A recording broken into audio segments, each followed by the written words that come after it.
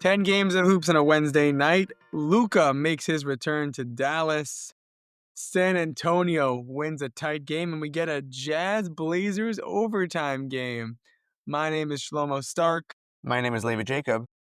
and this is the NBA Daily Recap in 15 minutes or less. Levi, fun debate to start the morning. What is game of the day to you? Well, there's three candidates. Okay.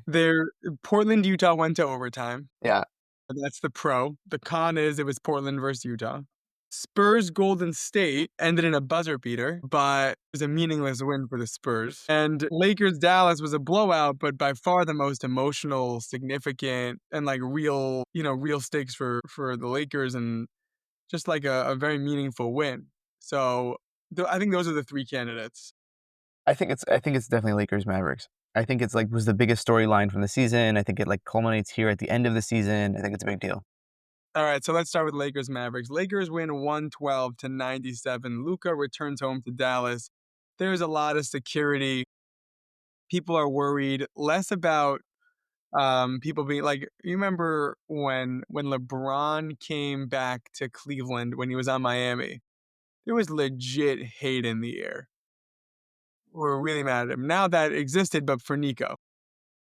A lot of fire Nico chants, but only love for Luka. Every time he scored, everybody cheered, and they had plenty to cheer about because he scored 45 points. The tribute video was amazing, and Luka was in tears after. But I also felt. I usually feel emotional watching tribute videos. I felt it. You saw a guy go from a 19-year-old into, what is he now, 26? He actually grew up there playing for Yeah, this team. It's crazy. and it was a lot of non-basketball highlights, and just him being cute and funny, and literally just a teenager. So it was a very emotional video. And yeah, this was the biggest trade of the season, biggest trade ever. And this was just a very significant game. First of many of his times back in Dallas. I And appreciate the team's approach and the humility of this interaction. You know what I'm saying? I feel like Nico was weird about it after he was asked about the trade, right? The most prideful yeah, people would I was be. worried there wouldn't be a tribute video because of the way Right. the front office has been talking about him. But no, they were signs saying thank you, Luka. Everyone got a T-shirt saying thank you in Slovenian. We're good. They did it. They did it right. It was classy. It was emotional, and the Lakers get the win, which puts them. I guess we can do seeding at the end, but that was a big win, which puts them now a game and a half ahead of everyone else a game ahead of everyone else with 2 games left. Right. And a lot of the other teams that needed to win also lost tonight. Correct. Let's do the seeding at the end though. My question for you is, let's try to give a few nickname suggestions for this team now, for the Lakers. I'm watching this team running up and down the court. Their basketball, the skill level is really high. They're so fluid. That's what I'm trying to say.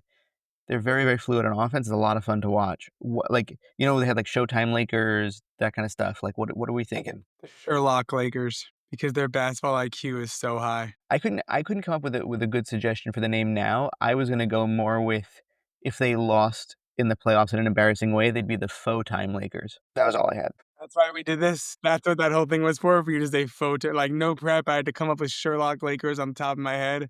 All for you to say Time Lakers. That's what this was It's for. a fun thought experiment. I love it. Next, Spurs beat the Warriors. Crazy win because Spurs really did not need this win. Warriors desperately needed it for the playoff race. And Harrison Barnes, who was awesome in 2015 on this Warriors team, he made a 3-pointer at the buzzer after he committed a foul moments earlier that could have cost his team the game. The Spurs stunned the Warriors 114-111.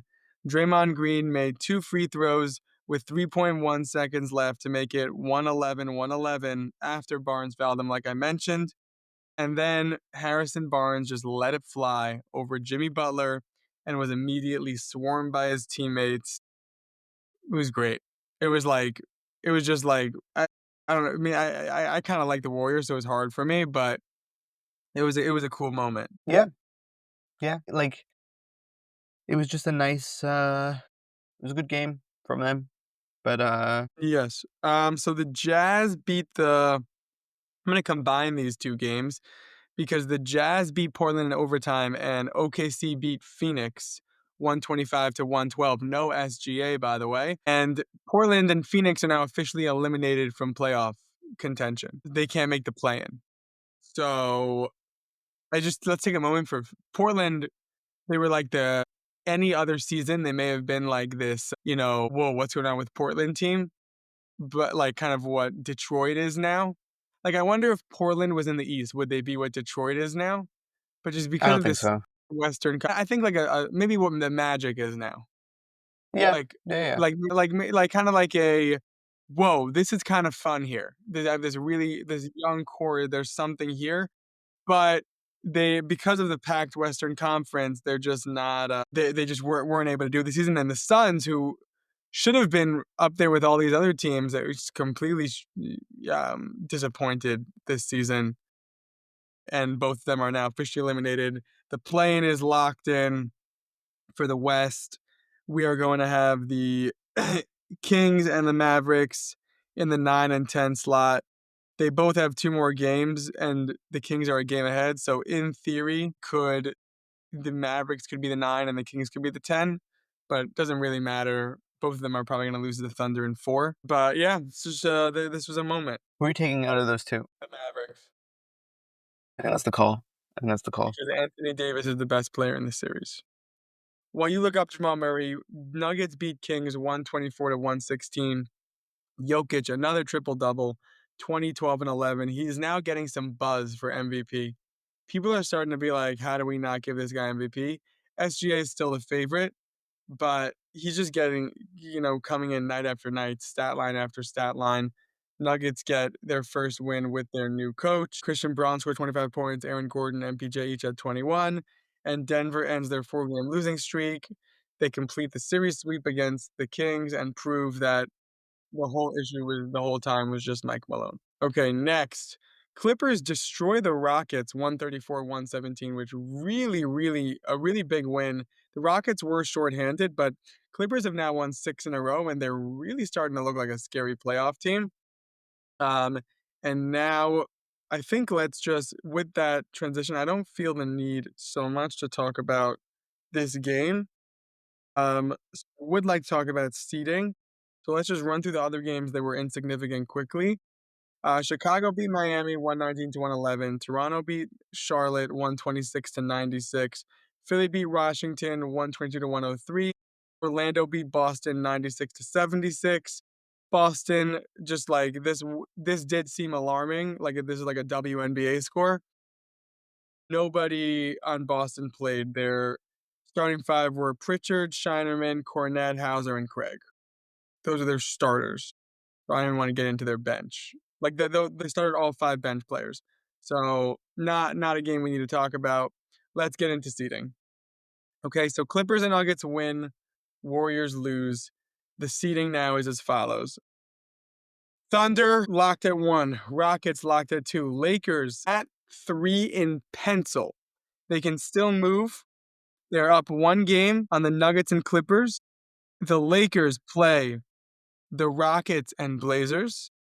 And if the Rockets might be benching most of their players, we'll see. Nuggets have 2 more games. They're playing the Grizzlies and Rockets. And the Clippers have 2 more games. They're playing the Kings and Warriors. Okay. Anything could happen.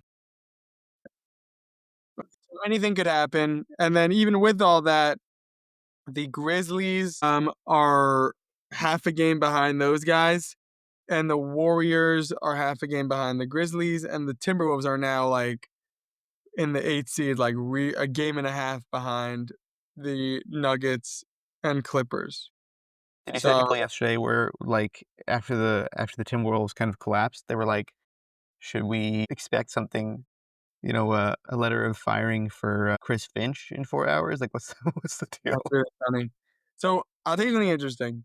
The 7-8 play-in game in the West is going to be amazing. 'Cause it's going to be either Nuggets, Clippers. Lakers clinched the playoff last night, by the way. Lakers can't now make the play-in.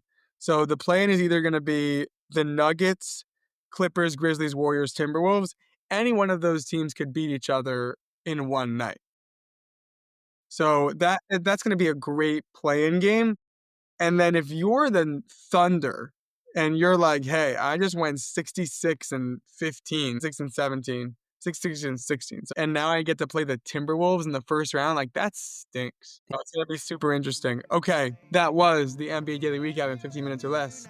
I want to thank you, Levi, for co-hosting and for producing. I want to thank you for listening.